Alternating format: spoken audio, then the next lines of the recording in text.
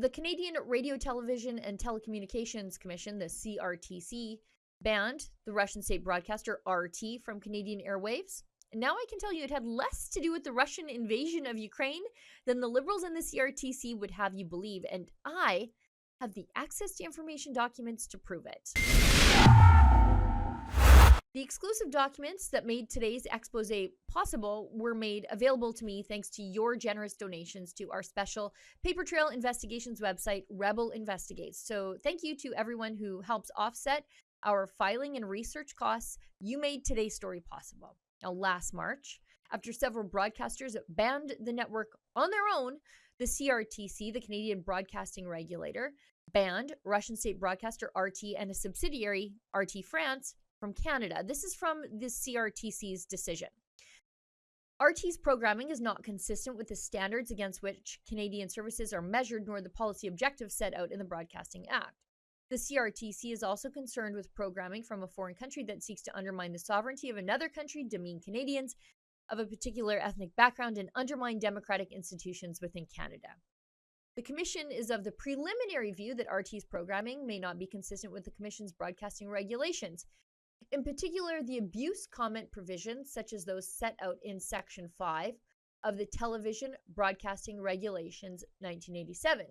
Under Section 5, abuse is defined as words or images that, quote, expose an individual or a group or class of individuals to hatred or contempt on the basis of race, national or ethnic origin, color, religion, sex, sexual orientation, age, or mental or physical disability, end quote. Okay, fine, but if that's the standard, then we've got to do something else here. Let's ban Chinese state broadcasters, since China is perpetrating a genocide on Turkic Muslims, Uyghurs, and Christians. China is also cracking down on human rights in the formerly free and prosperous Hong Kong.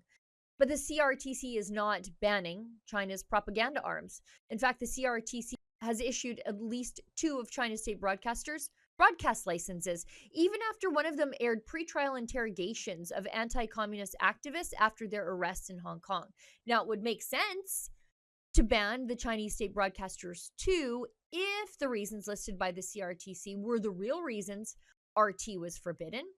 Today's documents are from the Privy Council office. So those are the worker bees and bureaucrats directly around Justin Trudeau. Now, so many of these pages are redacted and blacked out, well, of course. And the redactions are primarily under Section 69, so cabinet confidences and cabinet secrets. Now, this clarifies to me how Trudeau and his ministers were directing this CRTC decision.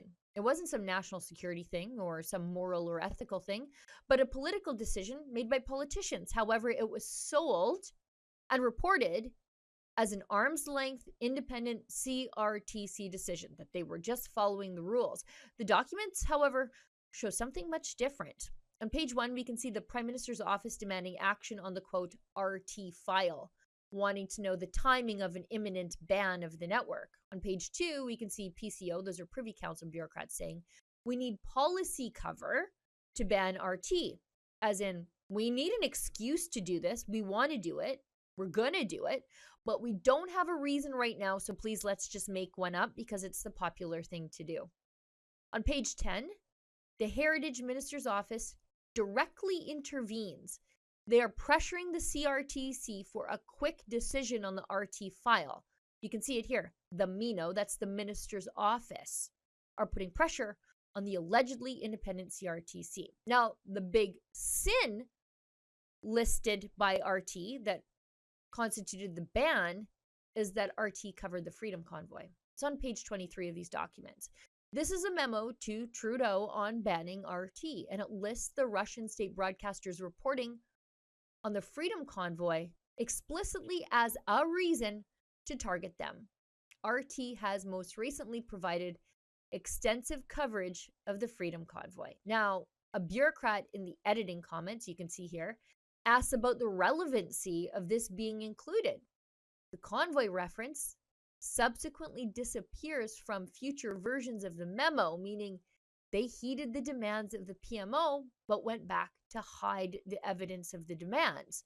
On page 25, bureaucrats question if there's any evidence whatsoever to convince the CRTC to remove RT, but as we know, the CRTC did it anyway. Look at this. Secondly, it is unclear what evidence or whether sufficient evidence would be put before the CRTC to have it take action. They just wanted to ban RT, and they were going to get it done whether it fell within the rules or not. They wanted their censorship, and they were going to get it. And one of the reasons RT was banned was because it embarrassed Trudeau and the gang. The Liberals only cloaked their pettiness and their censorship in the robes of support of Ukraine. Now, this also puts new perspective on that so-called study reported in the mainstream media just a couple of weeks ago, claiming the Freedom Convoy was a Russian operation because RT covered it more than any other foreign media. Clearly, Team Trudeau has been pushing this narrative for at least a year behind the scenes. And as I pointed out earlier, the double standard is so blatant, and there's a reason for that. Now, to be clear, I'm not really for banning anybody or anything, generally speaking. The people will make up their own minds without the government telling them what they can watch and what they can read. But RT is Russian, and the Chinese state broadcasters represent Trudeau's favorite dictatorship. There's a level of admiration I actually have for China, because their basic dictatorship is allowing them to actually turn their economy around on a dime and say, we need to go green as fast as we need to start investing in solar. Now, you guys know, you can't pick on the state broadcaster of a country that helped you hang on to a minority government by engaging in an illegal foreign meddling campaign in at least 11 ridings to block conservatives from winning. Right, Justin? For Rebel News, I'm Sheila Gunn-Reid. Justin Trudeau's Liberal Party of Canada is credibly accused by a CSIS whistleblower of benefiting from Chinese foreign influence in at least 11 ridings across the country, including the one occupied now by Han Dong.